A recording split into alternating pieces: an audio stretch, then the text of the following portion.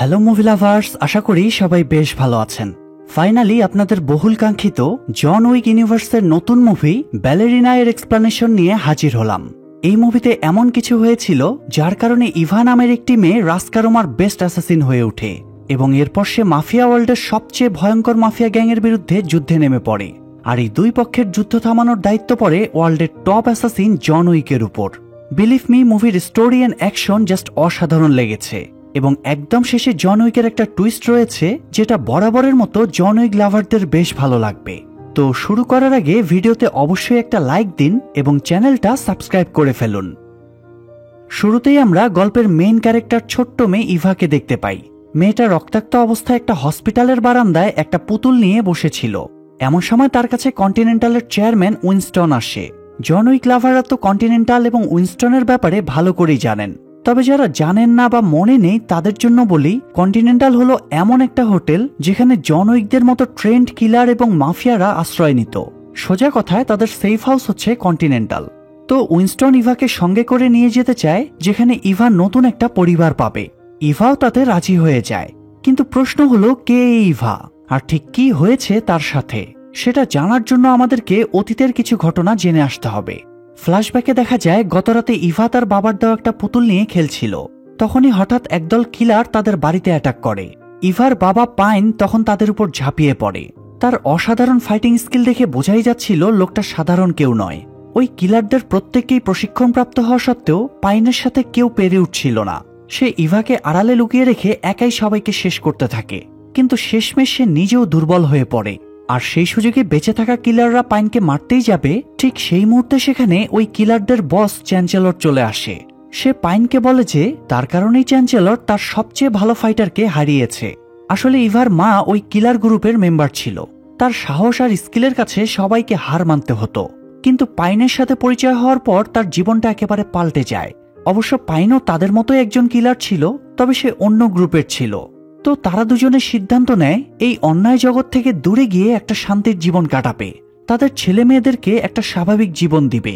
তো যেমন কথা তেমন কাজ, তারা সবকিছু ছেড়ে সেখান থেকে পালিয়ে যায়। কিন্তু তারা হয়তো ভুলে গিয়েছিল এই জগৎটা গোলকধাঁধার মতো, এখান থেকে বেরোনো এতটা সহজ না। তাই রাগের মাথায় চ্যান্সেলর ইভার মা এবং বড় বোনকে মেরে ফেলে। তবে সৌভাগ্যবশত সেবার পাইন আর ইভা বেঁচে যায়। তাই আজ আবার তারা এসেছে পাইনকে মেরে ইভাকে সঙ্গে করে নিয়ে যেতে। আফটারঅল মায়ের জায়গাটা পূরণ করার জন্য মেয়ের থেকে বেটার আর কে হতে পারবে। তবে সে পাইনকে একটা শর্ত দেয় যে সে যদি নিজেই নিজেকে মেরে ফেলতে পারে তাহলে তারা ইভাকে ছেড়ে দেবে। সেটা শুনে পাইন ভয়ে ভয়ে পিস্তলটা মাথায় ঠেকালেই ইভা বাবা বলে চিৎকার করে উঠে। তখনই সবাই ইভাকে ধরার জন্য হন্য হয়ে ওঠে। পাইন তখন লোকগুলোকে আটকানোর চেষ্টায় ব্যস্ত হয়ে পড়ে, আর এসব হাঙ্গামা দেখে চ্যান্সেলর সেখান থেকে উড়াল দেয়। পাইন নিজের সর্বোচ্চ শক্তি দিয়ে লোকগুলোর সাথে লড়াই করে যাচ্ছিল, কিন্তু একটা পর্যায়ে তাদের মধ্যে একজন পিছন থেকে তার উপর অ্যাটাক করতে গেলে ইভা বেরিয়ে এসে একটা পিস্তল দিয়ে লোকটাকে শুট করে দেয়। নিজ হাতে কাউকে খুন করে মেয়েটা ভীষণ ভয় পেয়ে গিয়েছিল। তখন তার বাবা তাকে বোঝায় যে সে কোনো ভুল করেনি। এরপর পাইন তাদের বাড়িতে বোম সেট করে রেখে ইভাকে নিয়ে বেরিয়ে যায়। পালানোর সময় কিলারদের গুলিতে গুরুতরভাবে আহত হয় সে, তবুও কোনো মতে ইভাকে নিয়ে বিল্ডিং থেকে বেরিয়ে আসে। বেরোনোর সাথে সাথেই বিকট শব্দে ব্লাস্ট হয়ে তার বাড়িটা তছনছ হয়ে যায়, আর সেই সাথে মারা যায় ভেতরে থাকা কিলাররাও। তবে ততক্ষণে পাইন অনেক দুর্বল হয়ে পড়েছিল। সে বুঝে গিয়েছিল তার সময় শেষ হয়ে এসেছে, তাই সে ইভার কাছে ক্ষমা চেয়ে মাটিতে লুটিয়ে পড়ে। পরবর্তীতে পুলিশরা সেখান থেকে ইভা এবং তার বাবাকে উদ্ধার করে হসপিটালে নিয়ে আসে। আর তারপর ঠিক কি হয়েছে তা তো আমরা মুভির শুরুতেই দেখতে পেলাম।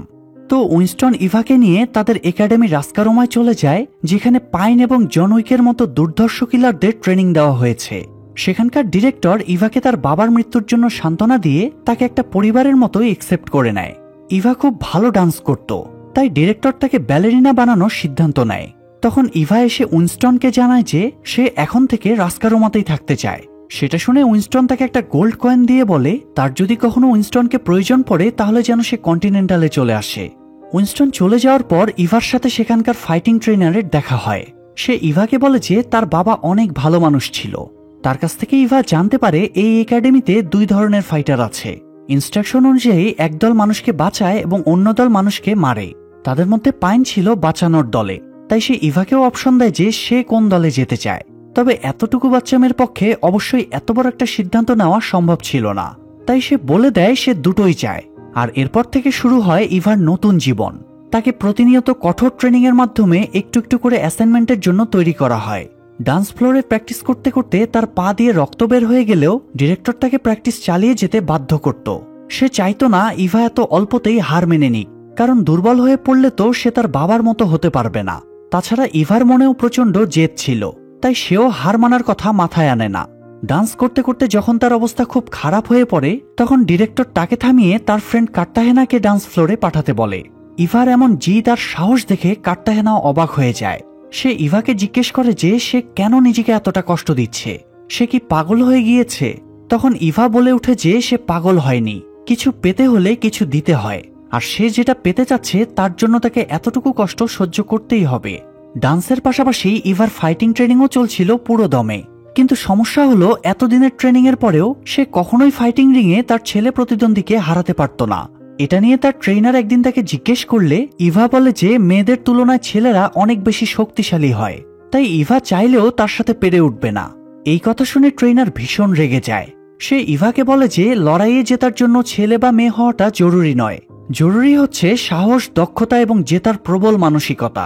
ইভা যদি শুরু থেকেই হেরে যাবে বলে মাইন্ডসেট করে নেয়, তাহলে সে চেষ্টা করলেও কখনো জিততে পারবে না, আর না পারবে কখনো তার বাবার মতো ফাইটার হতে। বাবার কথা শুনেই ইভার মধ্যে একটা অদ্ভুত জিদ সৃষ্টি হয়। সে দ্বিগুণ উদ্যমে ফাইটিং করতে শুরু করে এবং এবার সে সত্যিই তার প্রতিদ্বন্দ্বীকে হারিয়ে দেয়। প্র্যাকটিস শেষে ইভা রুমে গিয়ে দেখে কার্তাহেনা সেখানে নেই, এমনকি তার জিনিসপত্রগুলোও নেই।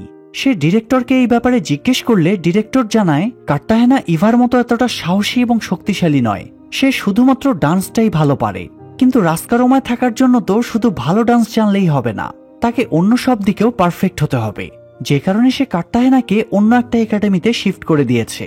তখন ইভা তাকে জিজ্ঞেস করে যে সে যদি এতটা সাহসী আর শক্তিশালী হয়ে থাকে, তাহলে ডিরেক্টর তাকে কোনো অ্যাসাইনমেন্ট দিচ্ছে না কেন? উত্তরে ডিরেক্টর জানায় অ্যাসাইনমেন্ট পেতে হলে তাকে আগে একটা পরীক্ষা দিতে হবে, পরীক্ষায় পাশ করতে পারলেই তাকে অ্যাসাইনমেন্ট দেওয়া হবে। ইভা তখন খুশি মনে রাজি হয়ে যায়। এরপর তাকে একটা রুমের ভেতর নিয়ে গিয়ে আটকে রাখা হয়। এর কিছুক্ষণ পর সেখানে একজন এক্সপার্ট কিলারকে আনা হয়। তাদের দুজনের সামনে দুটো খোলা পিস্তল ছিল। এখন কিলারের মাথায় তো সবসময় একটা জিনিসই চলতে থাকে যে হয় মারো নয়তো মরো।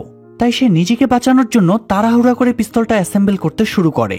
সেটা দেখে ইভাও তার সামনে থাকা পিস্তলটা অ্যাসেম্বল করতে শুরু করে। মজার ব্যাপার হলো একজন সামান্য ট্রেনি হয়েও ইভা ওই এক্সপার্ট কিলারের আগেই পিস্তলটা সেট করে ফেলে। তবে মেয়েটাকে মারতে গিয়ে হঠাৎ সে থমকে যায়। অতীতের কথাগুলো মনে পড়তে থাকে তার। তবে কিলার মেয়েটা যখন তার পিস্তলটা সেট করে ইভাকে মারতে যাবে, ঠিক সেই মুহূর্তে ইভা তার কপাল বরাবর গুলি করে তাকে মেরে ফেলে। আর এর মধ্য দিয়েই সে তার পরীক্ষায় পাশ করে যায়। তবে পরীক্ষায় পাশ করার খুশি থেকেও মেয়েটাকে মেরে ফেলার দুঃখটা তার বেশি ছিল। এমন সময় হঠাৎ সে বাইরে শোরগোল শুনে বেরিয়ে আসে কি হয়েছে সেটা দেখার জন্য। সে দেখতে পায় রাস্কারোমার সবচেয়ে স্পেশাল এজেন্ট এবং আমাদের সবার ফেভারিট জন উইক ডিরেক্টরের সাথে দেখা করতে এসেছে। সে নতুন একটা অ্যাসাইনমেন্ট শেষ করে এসেছে, তবে সেই সাথে সে একাডেমির একটা নিয়মও ভেঙেছে। তাই ডিরেক্টর তার পিঠে একটা জ্বলন্ত সিল মেরে দিয়ে বলে সে আর কখনোই একাডেমিতে ফিরতে পারবে না, তার এন্ট্রি টিকিট ছিঁড়ে ফেলা হয়েছে। ইভা সেই সময় আড়াল থেকে সবকিছু দেখছিল। তারপর জন উইক সেখান থেকে যাওয়ার সময় ইভা হঠাৎ তার সামনে এসে দাঁড়ায়। তাকে জিজ্ঞেস করে জনের মতো হতে হলে তাকে কি করতে হবে, সেও কি জনের মতো কখনো এই একাডেমি থেকে বেরোতে পারবে। জন উইক তখন তাকে সতর্ক করে দেয় যে তার মতো হতে হলে ইভাকে অনেক কষ্ট সহ্য করতে হবে, এমনকি তার শেষ পরিণতি তার বাবার মতো হতে পারে। সেই সাথে এটাও জানায় যে সে চাইলেই যে কোনো সময় একাডেমি থেকে বেরোতে পারবে, তবে সঠিক সময়ের অপেক্ষা করাটাই তার জন্য ভালো হবে, না হলে তাকে যে কোনো ধরনের বিপদের মুখে পড়তে হতে পারে। জন উইকের কথাগুলো ইভার মাথায় একেবারে গেঁথে যায়। এদিকে ইভা পরীক্ষায় পাশ করার কারণে ডিরেক্টর তাকে তার প্রথম অ্যাসাইনমেন্টে পাঠানোর সিদ্ধান্ত নেয়। অ্যাসাইনমেন্টটা হলো তাকে একজন বড় বিজনেসম্যানের মেয়েকে মাফিয়াদের হাত থেকে বাঁচাতে হবে। লোকটা গোপন সূত্রে জানতে পেরেছিল যে ওই রাতে তার মেয়ে ক্লাবে থাকাকালীন তার উপর মাফিয়ারা অ্যাটাক করতে পারে। তো ইভার কাজ হলো যে কোনো মূল্যে মেয়েটাকে তাদের হাত থেকে বাঁচানো। ডিরেক্টরের কথা মতো সেই রাতে ইভা পৌঁছে যায় সেই ক্লাবে। সেখানে গিয়ে আড়াল থেকে মেয়েটার উপর নজর রাখতে শুরু করে সে, আর কখন কি হচ্ছে না হচ্ছে তার আপডেট ডিরেক্টরকে জানাতে থাকে। কিছুক্ষণের মধ্যেই সেই মাফিয়া গ্রুপ এসে মেয়েটাকে সেখান থেকে তুলে নিয়ে যাওয়ার চেষ্টা করে। সেটা দেখেই ইভা গিয়ে তাদের উপর ঝাঁপিয়ে পড়ে। তার চোখ ধাঁধানো ফাইটের সামনে কেউই টিকতে পারে না। যাই হোক, ইভা সব মাফিয়াদেরকে কুপোকাত করে মেয়েটাকে বাঁচিয়ে নেয়। মিশন শেষ করে একাডেমিতে ফেরার পর তার পিঠে প্রথম সাকসেসফুল মিশনে ট্যাটু এঁকে দেওয়া হয়, আর এই ট্যাটুটা মূলত রাস্কারোমার প্রতীক। তো এরপর দেখতে দেখতে অনেকগুলো দিন পার হয়ে যায়। আমরা দেখতে পাই ইভা ততদিনে আগের থেকেও অনেক বেশি পাওয়ারফুল এবং ম্যাচিউর হয়ে উঠেছে। তাকে একটা মিশনে পাঠানো হয়েছিল যেখানে সে একাই সবাইকে শেষ করে ফেলে। তবে এসবের মাঝেও সেও একটু আহত হয়েছিল, তার ঘাড়ে একটা কাচের টুকরো গেঁথে গিয়েছিল। কিন্তু ইভা একটুও ভয় না পেয়ে নিজেই সেই কাচের টুকরোটা টেনে তুলে ফেলে। এরপর ফ্রেশ হয়ে খুব স্বাভাবিকভাবেই সেখান থেকে বেরিয়ে আসে। বেরোনোর সময় অবশ্য কিছু লোক তাকে দেখে ফেলে, তবে ইভা এমন একটা ভাব করে যেন সে কিছুই জানে না। সে অনায়াসে বিল্ডিং থেকে বেরিয়ে আসে ঠিকই, কিন্তু বেরোনোর সাথে সাথেই ওই গ্যাংয়ের বাকি লোকেরা তার উপর আবারও অ্যাটাক করে, আর এবারও ইভা তাদের সবাইকে শেষ করে দেয়। সবশেষে সেখান থেকে যাওয়ার সময় ওই গ্যাংয়ের একজন মেম্বারের হাতে একটা অদ্ভুত ক্রস চিহ্ন দেখে হঠাৎ সে থমকে যায়। তার মনে পড়ে তার বাবাকে মারতে আসা লোকগুলোর হাতেও সে এমন চিহ্নই দেখেছিল, অর্থাৎ এই লোকগুলোও নিশ্চয়ই ওই গ্যাংয়ের। তাই সে ওই গ্যাংয়ের ব্যাপারে ইনফরমেশন বের করার জন্য সেই লোকের হাতটা কেটে নিয়ে সোজা চলে যায় ডিরেক্টরের কাছে। ইভা তাকে ওই হাতটা দেখে জিজ্ঞেস করে যে ওই গ্যাংটা কার এবং তাকে কোথায় পাওয়া যাবে। চিহ্নটা দেখে ডিরেক্টর ভয়ে আঁতকে উঠে। সে স্পষ্ট ভাষায় ইভাকে জানিয়ে দেয় সে ওই গ্যাংয়ের ব্যাপারে কোনো ইনফরমেশন তাকে দিতে পারবে না, আর ইভাও যেন এই বিষয়টা নিয়ে বাড়াবাড়ি না করে। এতে তার তো বিপদ হবেই, সাথে একাডেমিরও ক্ষতি হবে। কিন্তু ইভা তো এত সহজে শান্ত হয়ে যাওয়ার মেয়ে নয়। ডিরেক্টরের কাছ থেকে কোনো ইনফরমেশন পায়নি তো কি হয়েছে, সে এবার সোজা চলে যায় কন্টিনেন্টালে। সেখানকার রিসিপশনে গোল্ড কয়েনটা দেখালে তাকে উইনস্টনের রুমে নিয়ে যাওয়া হয়। ইভাকে দেখে উইনস্টন বেশ খুশি হয়। সে জানতে চায় হঠাৎ কি এমন প্রয়োজন পড়ল যে ইভাকে তার কাছে ছুটে আসতে হয়েছে। ইভা এখানে কোনোরকম ভনিতা না করেই তার কাছে ওই এক্স চিহ্নওয়ালা গ্যাংয়ের ব্যাপারে জানতে চায়। সেটা শুনে উইনস্টনের চোখে মুখেও চিন্তার ছাপ ফুটে ওঠে। সেও ইভাকে সতর্ক করে দেয় যে তার এসব বিষয় নিয়ে ঘাটাঘাটি না করাই ভালো হবে। ওই লোকগুলো অনেক বেশি পাওয়ারফুল এবং ভয়ঙ্কর। কিন্তু ইভা কোনো মতেই তার কথা মানতে চায় না। তার জিদ তাকে যেভাবেই হোক তার বাবার খনিদের খুঁজে বের করতে হবে। তখন উইনস্টন বলে ওঠে যে ওই লোকগুলোর পিছনে লাগতে গেলে তারা ইভার অবস্থাও তার বাবার মতো করে ফেলবে। তবুও ইভা যেন ব্যাপারটা বুঝতে চায় না, সে একেবারেই নাছোড়বান্দা। তখন উইনস্টন বাধ্য হয়ে তাকে বলে দেয় যে ওই লোকগুলোর ব্যাপারে ডিটেলস ইনফরমেশন সে দিতে পারবে না, এতে তাকে বিপদের মুখে পড়তে হতে পারে। তাছাড়া ওই গ্রুপের সঠিক তথ্য কারো জানাও নেই। তবে তার জানা মতে ওই গ্রুপেরই ড্যানিয়েল নামের একটা লোক বর্তমানে তাদের পাশের কন্টিনেন্টালে আশ্রয় নিয়েছে। তাই সে ওই লোকটার ইনফরমেশন ইভাকে দিয়ে দেয় যাতে তার মাধ্যমে ইভা ওই গ্যাংয়ের কাছে পৌঁছাতে পারে। সেটা শুনে ইভা খুব খুশি হয়, আর সে তৎক্ষণাৎ সেই কন্টিনেন্টালে গিয়ে ড্যানিয়েলের ঠিক পাশের রুমটায় চেক ইন করে। রিসিপশন থেকে রুমের দিকে যাওয়ার সময় সে কিছু লোককে ওয়েটিং জোনে বসে থাকতে দেখে। তাদের মধ্যে লিনা নামের একটা মেয়েও ছিল। সে বেশ অদ্ভুতভাবে ইভার দিকে তাকায়, তবে ইভা সেদিকে পাত্তা না দিয়ে রুমে চলে যায়। ওই লোকগুলো মূলত ড্যানিয়েলকে মারার সুযোগ খুঁজছিল, কারণ ড্যানিয়েলের উপর তখন $2 মিলিয়ন প্রাইস মানি সেট করা ছিল। অর্থাৎ তাকে যে মারতে পারবে তাকে $2 মিলিয়ন দেওয়া হবে। আর এই প্রাইস মানি অফার করেছিল লিনা। সে নিজেও চ্যান্সেলরের মাফিয়া গ্রুপের একজন মেম্বার। তো সেখানে ইভাকে দেখে লিনার মনে কেন যেন সন্দেহ জাগে।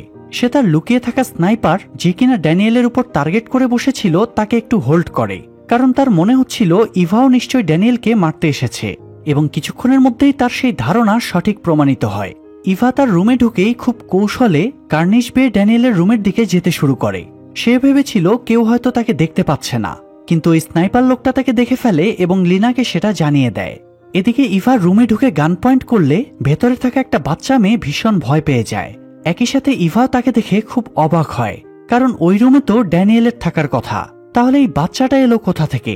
ঠিক সেই মুহূর্তে ড্যানিয়েল পেছন থেকে এসে ইভার উপর গান পয়েন্ট করে। তখন জানা যায় ওই বাচ্চা মেয়েটা আসলে ড্যানিয়েলের মেয়ে এলা। তাকে ওই মাফিয়া গ্রুপের হাত থেকে বাঁচানোর জন্যই ড্যানিয়েল কন্টিনেন্টালে আশ্রয় নিয়েছে, কারণ সে খুব ভালো করেই জানতো কন্টিনেন্টালের ভেতরে খুন খারাপি করা নিষিদ্ধ। ইভা তখন কৌতূহলবশত তার কাছে জানতে চায় যে ওই লোকগুলো তার পেছনে পড়ে আছে কেন।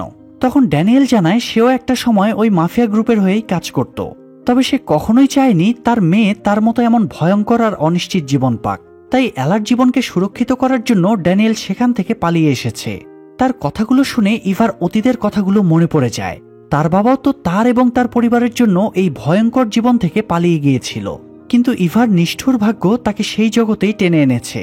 এসব কথা ভাবতে ভাবতেই হঠাৎ তাদের উপর ওই কিলার গ্রুপ অ্যাটাক করে দেয়, কারণ লিনা যখন দেখতে পায় ইভা ড্যানিয়েলের উপর অ্যাটাক করছে না, তখন সে কন্টিনেন্টালের সার্ভার রুমে ফোন করে ড্যানিয়েলের উপরে থাকা প্রাইস মানি ডাবল অর্থাৎ 4 মিলিয়ন করে দেয়। এত টাকার লোভ সামলাতে না পেরে সেখানে থাকা কিলাররা কন্টিনেন্টালের নিয়ম ভেঙে ড্যানিয়েল এবং ইভাকে মারতে চলে আসে। তো কিলাররা এভাবে আচমকা অ্যাটাক করাতে ইভারা বেশ ঘাবড়ে যায়। ড্যানিয়েল একাই প্রথম ওই কিলারদের সাথে ফাইট করতে শুরু করে, আর ইভা তখন ঠিক কি করবে বুঝে উঠতে পারছিল না। তবে সে এতটুকু জানত যে নিজের লক্ষ্যে পৌঁছানোর জন্য তার ড্যানিয়েলকে প্রয়োজন, যে কারণে সেও এবার ড্যানিয়েলকে সাহায্য করতে নেমে পড়ে। তারা দুজনে মিলে কোনো মতে লোকগুলোকে দুর্বল করে এলাকে নিয়ে সেখান থেকে পালিয়ে লিফটে উঠে যায়। এরপর ড্যানিয়েল এলার দায়িত্ব ইভার ঘাড়ে চাপিয়ে দিয়ে কিলারদের সাথে ফাইট করতে চলে যায়, আর ইভাকে বলে যায় যেন সে এলার খেয়াল রাখে। ইভা বুঝতে পারছিল না তার এখন কি করা উচিত, তবে সে ওই বাচ্চা মেয়েটার মধ্যে নিজের ছোটবেলাটা দেখতে পাচ্ছিল, তাই সে এলাকে বাঁচানোর সম্পূর্ণ চেষ্টা করতে থাকে। লিফট থেকে নেমে সে খুব সতর্কতার সাথে এলাকে নিয়ে সেখান থেকে পালিয়ে যাচ্ছিল, কিন্তু তখনই হঠাৎ লিনার গ্যাং মেম্বাররা এসে তার উপর অ্যাটাক করে। এতে ইভা মাটিতে লুটিয়ে পড়লে ওই লোকগুলো তার চোখের সামনেই এলাকে তুলে নিয়ে যায়। ড্যানিয়েলও তার মেয়েকে বাঁচাতে পারে না, কারণ ততক্ষণে কিলাররা তাকে গুলি করে দিয়েছিল। এরই মাঝে কন্টিনেন্টালের সিকিউরিটি গার্ডরা এসে ইভা সহ ওই কিলারদেরকে ধরে নিয়ে যায় তাদের ম্যানেজারের কাছে। আর ড্যানিয়েলের কি হয় না হয় তা আমরা পরে জানতে পারবো। তো ইভা ম্যানেজারকে জানায় যে সে কন্টিনেন্টালের নিয়ম ভঙ্গ করেনি, ঝামেলা ওই লোকগুলোই শুরু করেছিল। ম্যানেজারও জানতো ইভা সত্যিই বলছে, তাই তার সামনেই ম্যানেজার ওই কিলারদেরকে একে একে মেরে ফেলে। সবাইকে শেষ করার পর লোকটা ইভাকে বলে ইভা কন্টিনেন্টালের নিয়ম ভঙ্গ করেনি ঠিকই, তবে পরিবেশ নষ্ট করেছে, আর তাই তাকে পরদিন সকালেই কন্টিনেন্টাল থেকে চেক আউট করে চলে যেতে হবে। ইভা চুপচাপ তার কথা মেনে নেয়। এদিকে আমরা দেখতে পাই গার্ডরা আসার আগেই লিনা সুযোগ বুঝে এলাকে নিয়ে সেখান থেকে পালিয়ে গিয়েছিল। যাওয়ার পথে সে তার বস অর্থাৎ চ্যান্সেলরকে ফোন করে জানিয়ে দেয় যে সে ড্যানিয়েলকে মারতে না পারলেও এলাকে ধরতে পেরেছে, আর সেটা শুনে চ্যান্সেলর বেশ খুশি হয়। অন্যদিকে ইভার হাতে শুধুমাত্র এই রাতটুকুই সময় ছিল, সকালেই তাকে কন্টিনেন্টাল ছেড়ে দিতে হবে। তাই সে ওই গ্রুপের ব্যাপারে ইনফরমেশন জোগাড় করার জন্য এবার সেখানকার বারটেন্ডার ফ্রাঙ্কের কাছে চলে যায়। ফ্রাঙ্ক তার খুব ভালো বন্ধু ছিল, তাই সে ভেবেছিল ফ্রাঙ্ক অন্তত তাকে সাহায্য করবে, কিন্তু না, সেও ইভাকে বলে দেয় তার পক্ষে এই ব্যাপারে ইভাকে কোনো সাহায্য করা সম্ভব নয়। তবে ইভার জিদ দেখে সে তাকে অন্য একটা হেল্প করতে চায়। আসলে বন্ধুত্ব ব্যাপারটা এমনই, একেবারে না করার কোনো সুযোগ থাকে না। তো ফ্রাঙ্ক তাকে কন্টিনেন্টালের অস্ত্রাগারে নিয়ে যায়, যেখানে সব ধরনের নামি দামি এবং পাওয়ারফুল অস্ত্রগুলো সাজানো ছিল। ইভা সেখান থেকে তার পছন্দ মতো অস্ত্র বাছাই করতে শুরু করে, কিন্তু এর মধ্যে ওই মাফিয়া গ্রুপের লোকেরা আবারও এসে তাদের উপর অ্যাটাক করে। আবারও শুরু হয় তুমুল যুদ্ধ। ইভা এবং ফ্রাঙ্ক মিলে কোনো মতে ওই লোকগুলোকে হারিয়ে নিজেদের প্রাণ বাঁচাতে সফল হয়। তবে এসবের মাঝে ফ্রাঙ্কের বার এবং অস্ত্রাগারের অবস্থা খারাপ হয়ে যায়। বেচারার তো বিজনেসটা পুরো 12 বাজিয়ে দিল তারা। আর সেই আগে ফ্রাঙ্ক ইভাকে শহর থেকে দূরের এমন একটা লোকেশনের ব্যাপারে জানিয়ে দেয় যেখানে ওই মাফিয়া গ্রুপের লোকদেরকে প্রায় আসা যাওয়া করতে দেখা যায়, কিন্তু সেটাই তাদের আসল আস্তানা কিনা এটা কারো জানা ছিল না। তো তার কাছ থেকে এতটুকু ইনফরমেশন পেয়ে ইভা খুশি হয়ে যায় এবং পরদিনই সে রওনা হয়ে যায় ওই লোকেশনের উদ্দেশ্যে। জায়গাটা ভীষণ সুন্দর এবং শান্ত ছিল, মনে হচ্ছিল না সেখানে কোনো মাফিয়া থাকতে পারে। যাওয়ার পথে তার কাছে ডিরেক্টরের কল আসে। আসলে উইনস্টন তাকে ফোন করে কন্টিনেন্টালের সব ঘটনা জানিয়ে দিয়েছিল। এতে ডিরেক্টর ইভার উপর ভীষণ ক্ষেপে যায়, তাকে স্পষ্ট জানিয়ে দেয় রাস্কারোমার সাথে এখন আর ইভার কোনো সম্পর্ক থাকবে না, এবং এরপর তার সাথে যা কিছু ঘটবে সেটার জন্য সে নিজেই দায়ী থাকবে। তবে ইভার উপর ডিরেক্টরের কথার কোনো প্রভাব পড়ে না। তার জীবনের এখন একমাত্র লক্ষ্য হচ্ছে তার বাবার খুনিকে খুঁজে বের করে তাকে উচিত শাস্তি দেওয়া। তো ডিরেক্টরের সাথে কথা বলা শেষ করে ইভা সেখানকার একটা কফি শপে ঢুকে। তাকে দেখেই কেন যেন সবাই সেখান থেকে একে একে চলে যেতে শুরু করে। ব্যাপারটা ইভার কাছে অদ্ভুত লাগে। আসলে তার এই এলাকায় ঢোকার খবর অলরেডি ওই মাফিয়া গ্রুপের কাছে পৌঁছে গিয়েছিল। আর হ্যাঁ, এই জায়গাটাই তাদের আসল ঘাঁটি ছিল। তো ক্যাফেটা খালি হয়ে যাওয়া মাত্রই মাফিয়া গ্রুপের একটা লোক এসে ইভার উপর আচমকা অ্যাটাক করে। সেটা দেখে শেফ মেয়েটা ভয়ে আড়ালে লুকিয়ে পড়ে। এদিকে ইভার এটা নিয়ে টেনশন হচ্ছিল যে সে নিজে তো ওই লোকগুলোর সাথে লড়াই করার জন্য মানসিক প্রস্তুতি নিয়েই গিয়েছিল, কিন্তু তার কারণে নিরীহ সাধারণ মানুষগুলোর যেন কোনো ক্ষতি না হয়। তাই চ্যান্সেলরের লোকেরা তার উপর অ্যাটাক করা মাত্রই সেও ওই লোকগুলোর উপর ঝাঁপিয়ে পড়ে। হাতের কাছে যা পায় তাই দিয়েই তাদেরকে পেটাতে থাকে। মারতে মারতে একটা পর্যায়ে সে ওই শেফের সামনে গিয়ে পড়ে। ইভা মেয়েটাকে আশ্বস্ত করে যে তার ভয় পাওয়ার কোনো কারণ নেই, ইভা তার কোনো ক্ষতি করবে না। তবে তার কথা শেষ করার আগেই ওই শেফ তার উপর অ্যাটাক করে দেয়। তার ফাইটিং স্কিল দেখে বোঝাই যাচ্ছিল সে কোনো সাধারণ মানুষ নয়, সেও ওই মাফিয়া গ্রুপেরই একজন। মজার ব্যাপার হলো যাদেরকে ইভা নিরীহ সাধারণ মানুষ মনে করছিল আসলে তারা সবাই ছিল চ্যান্সেলরের লোক এবং তারাই ইভার উপর অ্যাটাক করছিল। আরো মজার ব্যাপার হলো ইভাকে বলা হয়েছিল এই মাফিয়া গ্রুপটা খুব ছোট একটা গ্রুপ, অল্প কয়েকজন মানুষ নিয়ে গ্রুপটা তৈরি করা হয়েছে। তবে এটা ঠিক যে গ্রুপের মেম্বাররা অনেক বেশি ভয়ঙ্কর, কিন্তু এখানে আসার পর ইভা বুঝতে পারে এটা 2-4 জন মানুষকে মিলিয়ে বানানো কোনো ছোট গ্রুপ নয়, এমনকি এটা তো গ্রুপ বলাই ভুল হবে, এটা রীতিমতো একটা কমিউনিটি এবং এই পুরো শহরটাই আসলে তাদের। যাই হোক, ইভার উপর যে লোকটা নজর রাখছিল সে চ্যান্সেলরকে ইনফর্ম করে যে ইভা তাদের পাঠানো সব লোককে শেষ করে দিয়েছে। সেটা শুনে চ্যান্সেলর পুরো শহরে হাই অ্যালার্ট জারি করে দেয়। তখন শহরের প্রত্যেকটা ঘর থেকে একে একে দুর্ধর্ষ কিলাররা বেরিয়ে আসতে থাকে ইভার উপর হামলা করার জন্য। পুরো শহরটাই তার রক্তপিপাসু হয়ে ওঠে।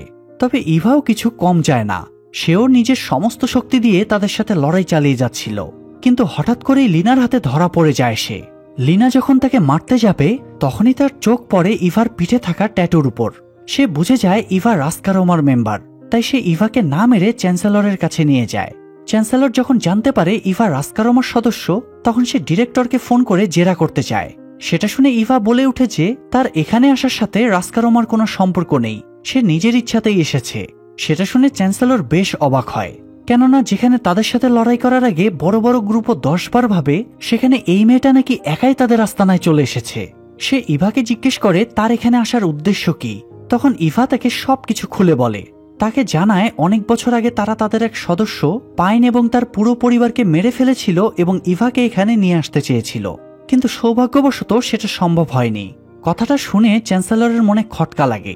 সে তৎক্ষণাৎ লিনাকে গিয়ে বিষয়টা জানায়, সাথে এটাও জানায় যে এই মেয়েটা অর্থাৎ ইভা তার বোন। কথাটা শুনে লিনা অবাক হয়ে যায়। সে দৌড়ে চলে যায় ইভার সাথে দেখা করতে। তবে ইভা কিছু না জেনেই তার উপর অ্যাটাক করে দেয়, যদিও পরবর্তীতে লিনার কাছ থেকে সে সবকিছু জানতে পারে। আসলে লিনা ছিল ইভার বড় বোন, যাকে তারা সবাই মৃত ভেবে নিয়েছিল। কিন্তু না, সেদিন চ্যান্সেলরের লোকেরা শুধুমাত্র ইভার মাকেই মেরেছিল, আর লিনাকে নিয়ে গিয়েছিল তাদের সঙ্গে যাতে তাকে তার মায়ের প্রক্সি হিসেবে কাজে লাগানো যায়। আর এরপর তারা ইভাকেও তুলে নিয়ে যাওয়ার চেষ্টা করেছে, কিন্তু পাইনের কারণে সেটা তো আর সম্ভব হয়নি। তো এতদিন পর বড় বোনকে সামনে দেখে ইভা খুব ইমোশনাল হয়ে পড়ে। এদিকে তারা দুই বোন যখন কথা বলছিল তখন চ্যান্সেলরের বাকি লোকেরা ওই পুরো এরিয়াটা ঘেরাও করে দাঁড়িয়েছিল। চ্যান্সেলর ভেবেছিল লিনা হয়তো তার বোনকেও ছাড় দেবে না, তাই বাকিদেরকে হোল্ড করে রেখেছিল। তবে যখন সে জানতে পারে লিনা ইভার উপর অ্যাটাক করছে না, তখন সে বাকিদেরকে অর্ডার দেয় দুই বোনকে একসাথে শেষ করে দেওয়ার জন্য। অর্ডার পাওয়া মাত্রই লোকগুলো লিনাদের উপর অ্যাটাক করে। এতে ইভা কোনো মতে বেঁচে গেলেও লিনা গুরুতরভাবে আহত হয়ে যায় এবং ইভার চোখের সামনেই সে মৃত্যুর কোলে ঢলে পড়ে। ইভা বেচারি তখন অতি শোকে পাথর হয়ে যায়। এতদিন পরে যে বোনকে সে কাছে পেয়েছিল তাকেও মুহূর্তের মধ্যে হারিয়ে ফেলতে হলো। এতে চ্যান্সেলরের উপর তার রাগ আরো কয়েক গুণ বেড়ে যায়, আর সেই রাগের আগুনে সে ওই গ্রুপের সব লোকদেরকে জ্বালিয়ে পুড়িয়ে মারতে থাকে। ইভার এমন ভয়ঙ্কর হত্যাযজ্ঞ দেখে এবার চ্যান্সেলরের মনেও ভয় ধরে যায়। সে রাস্কারোমার ডিরেক্টরকে ফোন করে সবকিছু জানিয়ে দেয় এবং তাদের সাথে যে শান্তি চুক্তি হয়েছিল সেটা ক্যান্সেল করে দিতে চায়। সেই সাথে তাকে ওয়ার্নিং দেয় যে এরপর রাস্কারোমার সাথে যা কিছু হবে তার জন্য ডিরেক্টর নিজেই দায়ী থাকবে। সেটা শুনে ডিরেক্টর খুব ভয় পেয়ে যায়। সে চ্যান্সেলরকে বোঝানোর চেষ্টা করে যে ইভার সাথে এখন তাদের কোনো সম্পর্ক নেই, কিন্তু চ্যান্সেলর তার কথা শুনতে চায় না। তখন ডিরেক্টর তাকে আশ্বস্ত করে তাকে একটু সময় দিলে সে সবকিছু সামলে নেবে। চ্যান্সেলর তখন তাকে রাত 12টা পর্যন্ত সময় দেয় এবং ওয়ার্নিং দেয় যে এই সময়ের মধ্যে যদি ইভার গল্প শেষ না হয় তাহলে পরদিন সকালেই রাস্কারোমাকে এর ফল ভোগ করতে হবে। ডিরেক্টর তখন তার কথা মেনে নিয়ে তার একাডেমির বেস্ট এজেন্টকে পাঠিয়ে দেয় ইভাকে মারার জন্য। নিশ্চয়ই বুঝতে পারছেন সেই বেস্ট এজেন্ট কে, আর সে হলো আমাদের সবার ফেভারিট জন উইক। একাডেমির সেরা দুইজন ফাইটার মুখোমুখি, ব্যাপারটা ভীষণ এক্সাইটিং। তো জন উইক প্রথমে ইভাকে পালিয়ে যাওয়ার একটা সুযোগ দেয়, কিন্তু ইভা তাতে রাজি হয় না। তখন সে বাধ্য হয় ইভার উপর অ্যাটাক করতে। শুরু হয় ব্যালেরিনা এবং বুগিম্যানের মধ্যে ভয়ঙ্কর যুদ্ধ। ইভা জনকে কড়া টক্কর দিলেও তার শক্তি আর কৌশলের সাথে পেরে ওঠে না। জন তখন আরো একবার তাকে পালানোর সুযোগ দেয়, তা না হলে তাকে বাধ্য হয়ে ইভাকে মেরে ফেলতে হবে। কিন্তু ইভা তখনও রাজি হয় না। সে জনের কাছে আকুতি মিনতি করতে থাকে যেন জন তাকে একটু সময় দেয়। সে তার পরিবারের খুনের প্রতিশোধ নিতে চায়। যে লোকগুলো ছোট বয়সে তাকে একা করে দিয়েছে, তার শৈশবটা কেড়ে নিয়েছে, তাদেরকে সে উচিত শিক্ষা দিতে চায়। ইভার কথা শুনে জনের মন গলে যায়। সে ইভাকে জানায় তার হাতে রাত 12টা পর্যন্ত সময় আছে। এর মধ্যে সে চ্যান্সেলরকে মেরে ফেলতে পারলে তো ভালোই, আর যদি না পারে তাহলে তাকেই মরতে হবে। ইভা তার শর্ত মেনে নিয়ে চ্যান্সেলরের গল্প শেষ করার জন্য রওনা হয়। এদিকে চ্যান্সেলর যখন জানতে পারে ডিরেক্টর ইভাকে মারার জন্য জন উইককে পাঠিয়েছে, তখন সে তার লোকদেরকে অর্ডার দিয়ে দেয় যে তারা যেন ইভার উপর হাত না তোলে। আর এই কারণে ইভা খুব সহজেই চ্যান্সেলরের কাছে পৌঁছে যেতে পারে। তবে তাকে দেখে চ্যান্সেলর বুঝে যায় জন ইভাকে মারার বদলে উল্টো সাহায্য করছে, তা না হলে ইভার তো এতক্ষণে পরপারে পৌঁছে যাওয়ার কথা। তাই চ্যান্সেলর আবারও তার টিমকে অ্যালার্ট করে দেয়। সাথে সাথেই তার গ্রুপের কিলাররা একে একে ইভার উপর অ্যাটাক করতে শুরু করে, আর ইভাও তাদের সাথে লড়াই চালিয়ে যায়। কিন্তু সমস্যা হলো একটানা এতক্ষণ লড়াই করার কারণে বেচারি অনেক দুর্বল হয়ে পড়েছিল। তার উপর আবার তার প্রতিদ্বন্দ্বীরা ছিল তার থেকে অনেক বেশি পাওয়ারফুল। তাদের সামনে ইভাকে দুর্বল হয়ে পড়তে দেখে জন আর চুপচাপ বসে থাকতে পারে না। সেও তখন ইভাকে হেল্প করতে নেমে পড়ে। সে গ্রুপের বাকি লোকদেরকে সামলাতে থাকে, আর সেই সুযোগে ইভা চলে যায় চ্যান্সেলরের কাছে। তাকে আসতে দেখে চ্যান্সেলর ড্যানিয়েলের মেয়ে এলাকে নিয়ে সেখান থেকে পালাতে শুরু করে, কিন্তু ভাগ্যক্রমে ইভার হাতে সে ধরা পড়ে যায়। ইভা গুলি করে তার গাড়ির টায়ারটা পাংচার করে দেয়। তখন চ্যান্সেলর বাইরে বেরিয়ে ইভাকে কথার প্যাচে ফেলে কনভিন্স করার চেষ্টা করে যে তার মা যেহেতু ওই গ্রুপের একজন সদস্য ছিল, তাই ইভাকেও তারা নিজেদের পরিবারের অংশ করতে চায়। কিন্তু ইভা তার ফাঁদে পা দেয় না। তার হাতে মাত্র কয়েক মিনিট সময় ছিল, তাই সে কথা না বাড়িয়ে ফাইনালি চ্যান্সেলরকে মেরে ফেলে। আর সেটা দেখে জন সেখান থেকে চলে যায়। এরপর ডিরেক্টরকে ফোন করে জানিয়ে দেয় তার কাজ হয়ে গিয়েছে। ডিরেক্টর জিজ্ঞেস করে সে ইভাকে সত্যিই মেরে ফেলেছে কিনা। তখন জন বলে ইভা নয়, বরং চ্যান্সেলর মারা গিয়েছে। আসলে তাকে তো পাঠানো হয়েছিল ঝামেলা মেটানোর জন্য, তো ঝামেলা মিটলেই তো হলো। তাতে দুই পক্ষের কে মারা গেল আর কে বেঁচে থাকলো সেটা তো কারো দেখার বিষয় না। তাই ডিরেক্টরও চুপচাপ ফোনটা রেখে দেয়। এদিকে আমরা দেখতে পাই ইভা এলাকে নিয়ে হসপিটালে ভর্তি থাকা ড্যানিয়েলের কাছে দিয়ে আসে। তারপর সে অডিটোরিয়ামে তার একমাত্র বান্ধবী কার্তাহেনার পারফরমেন্স দেখতে যায়। এরই মাঝে সে একটা মেসেজের মাধ্যমে জানতে পারে কন্টিনেন্টালে তাকে মারার জন্য $5 মিলিয়ন প্রাইস মানি সেট করা হয়েছে। তাহলে এখন ইভা কি করবে? আর এই প্রশ্নটা সামনে রেখেই গল্পটা শেষ হয়ে যায়। যেহেতু শেষে একটা প্রশ্ন রয়ে গিয়েছে, তার মানে আমরা হয়তো সামনে এই মুভির আরো সিকুয়াল দেখতে পারবো। আর জন উইক ঘরানার যাই রিলিজ হোক না কেন, তা তো আমাদের চ্যানেলে অবশ্যই পাবেন। যাই হোক, ভিডিওটাতে সবাই লাইক দিন এবং কমেন্ট করুন প্লিজ। আর এমন সব সুন্দর সুন্দর মুভির এক্সপ্লেনেশন দেখার জন্য চ্যানেলটা সাবস্ক্রাইব করে বেল বাটনটা অল প্রেস করে রাখুন। দেখা হচ্ছে পরের ভিডিওতে। আল্লাহ হাফেজ।